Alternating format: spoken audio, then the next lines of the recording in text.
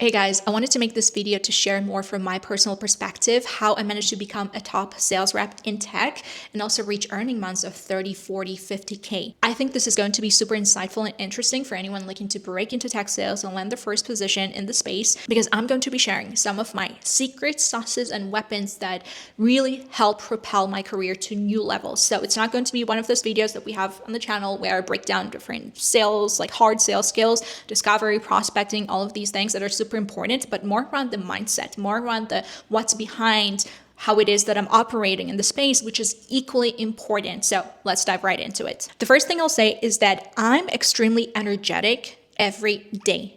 Now, I don't mean you need to be the super excited, bubbly person. Not at all. I actually tend to get very serious when I get into deep work and, have my big calls, etc. But what I mean by that is that I try to replenish my soul and myself, my energy, my health, sleep, etc. every day in order to arrive to my sales job. When I open my laptop, I want to have a lot of energy and creativity and inspiration, almost like an athlete. So in that sense, I don't treat my sales job as an actual regular job where I just clocking 9 to 5 and stuff like that. We already discussed it in other videos. It's not how it works, but it's more of an energy exchange.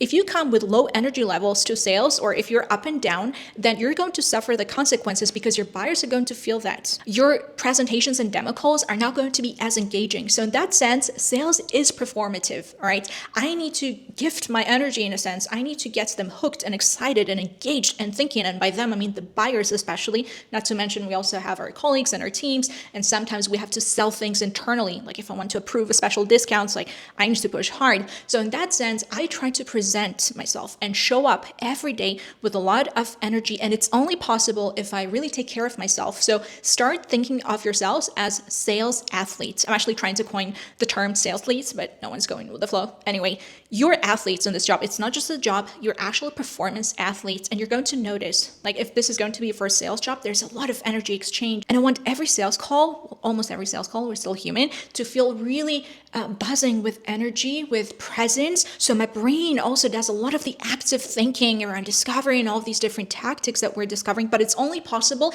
if I show up with my energy tuned up. So you're going to notice the way I present myself on calls, especially, it's so noticeable, like straight up with my posture. I'm ready, I'm present, I'm thinking, I'm not dragging yesterday's troubles or my personal life issues or anything into the job, and it shows. So you need to start thinking of yourself more like an athlete, more like an actor in a sense. You're a presenter. So that performative side of sales and my ability to really tap into that has made a tremendous difference in my sales career. Period. The second thing that I've noticed that I'm doing a lot, and not a lot of sales rep actually master it, which is going to make a huge difference for you as well if you do it from the beginning, is to really qualify your prospects and then re-qualify them. What do I mean by that? Most sales teams and processes out there that I've seen, they treat discovery, that portion of the sales cycle where we're asking the buyer questions around what they want to solve, like what issues they have, what did they decide to reach out to us, timelines, budgets, all of these questions. They usually qualify them only once. So you collect that information and then they run the whole deal with that information that they collected maybe weeks or even months ago. This is a mistake. It's a huge mistake. It's because things are so freaking dynamic inside companies that you can't rely on that information anymore. So I need to constantly ask, what changed, Mr. Buyer, since the last time we spoke? Did anyone else join the decision-making committee, right? Which happens a lot. Do you know how many decision makers we have on average in tech sales? Around 9, if not more, if you're talking about more complex deals. So my whole point is, yes, run deep, great discovery initially, collect that information that you need in order to establish the business case and start going through a process. But on every sales call, dedicate the first part, just a few quick questions to basically run a temperature check to understand, are we still aligned? Is it still happening? Did anything change? Did any new person come into the deal? Did any of the timelines get pushed? Did other priorities impact our own project? And you'd be shocked when you start asking it how many things changed. Because the way companies take decisions is it's crazy. I don't know if you've been on the buying side of things and on deciding buying software or even just office supplies or anything. There's so many opinions. Every week they change the whole trajectory. The projects get deprioritized. It's really a mess for so many companies. So don't expect it to be a linear kind of process of, yeah, we're moving towards a decision. It looks more like this. Okay. And the earlier you realize that, and I do the same, the easier this is going to be for you. So I requalify my prospects all the time. My team calls me the paranoid one. And yes, I'm paranoid, but it works. It translates into money and it helps me focus on the actual opportunities and not on those prospects that I thought, the buyers that I thought, hey, we're super engaged, but actually we got deprioritized. I know how to spend my time so well today. It took me years. Okay, don't expect it to be clear from day one, that I hear the nuance and understand where I need to put my energy. And the thing is, time management is going to be so important in your sales role.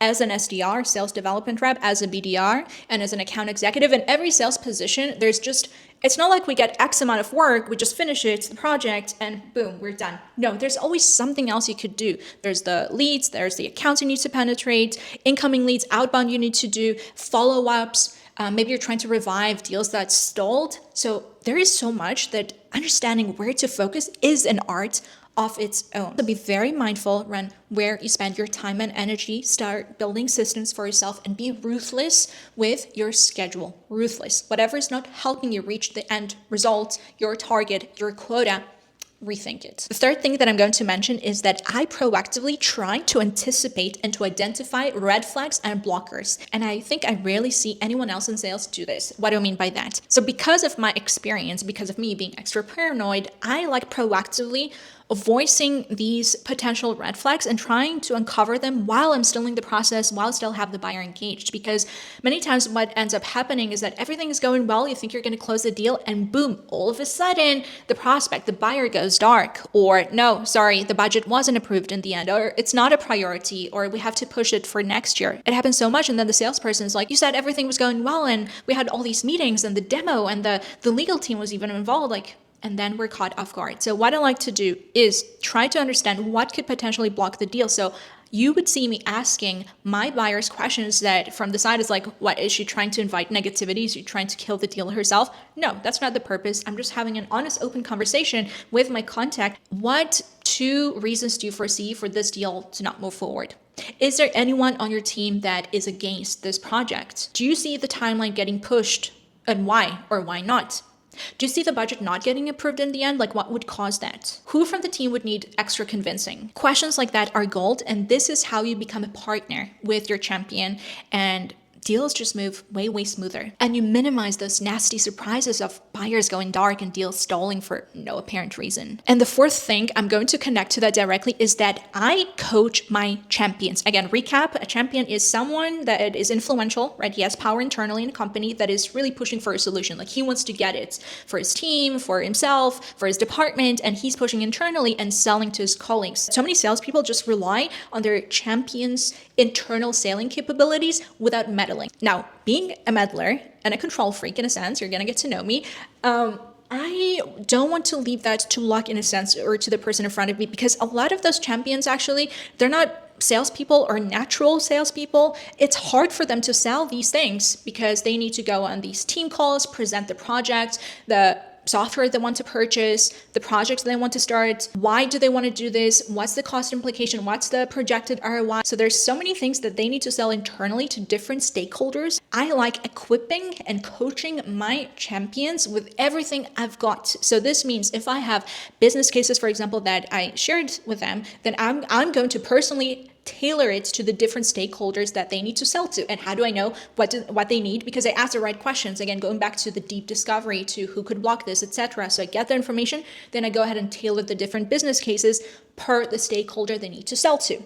And not only that, we even, for some important deals, get on calls with my champion and sort of practice together how he would present it. And I help them understand these are the most important numbers that we have on our end. These are typically the case studies that really help sell the project. And story time, I was working on a big telco deal in Singapore, and my champion, actually, that was her first time purchasing software, and it was a big deal. She needed to sell this to, I don't know, like 12 different people from her team, department heads, CEO, CFO, everyone. We literally had sessions where we were reviewing how she would present it internally, what she's going to present to whom, and this actually helped close the deal way quicker, because I inherited this deal from another colleague that left, that it was stalling for like a year or something like that, and we started working together, brought in new energy. Within a few months, we managed to close a big deal. So this goes to show I don't just leave it to my buyers to sell internally, I help them sell internally like a partner. Now, another thing which you probably heard so much is resilience. So I'm going to repeat that and I'll give you my own twist. Your ability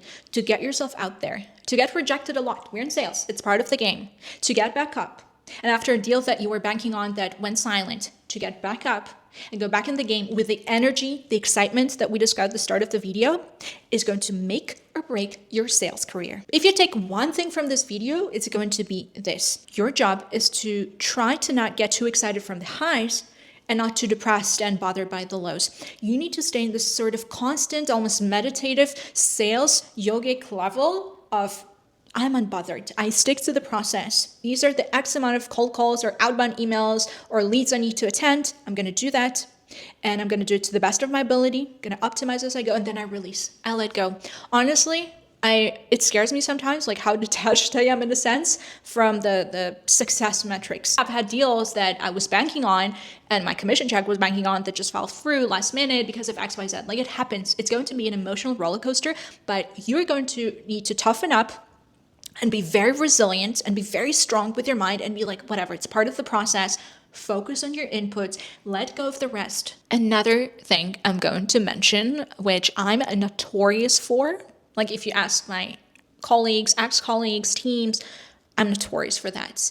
I am relentless when I'm selling internally. What do I mean by that? If I need a special discount or a legal term approved, or a special demo, technical demo that I need for a big client, then I'm going to push internally to the brim. I'm going to get the numbers, the presentation. I'm going to escalate. I'm going to reach out to this and then the VP. I'm going to set a one-on-one with my CEO if there's a need in order to push for something. If you're breaking into tech sales and you don't realize that maybe 30% of your job is actually going to be selling internally, then welcome. Some of my best deals were closed with blood, sweat, and tears for me internally, and it was worth it. I would do it all the same because many times you're going to get pushbacks from your deal desk around these and that commercial terms. For example, no auto renewal. Many times you're going to get some backlash around, hey, why do we need this super elaborate custom demo for this prospect if it's just the second meeting?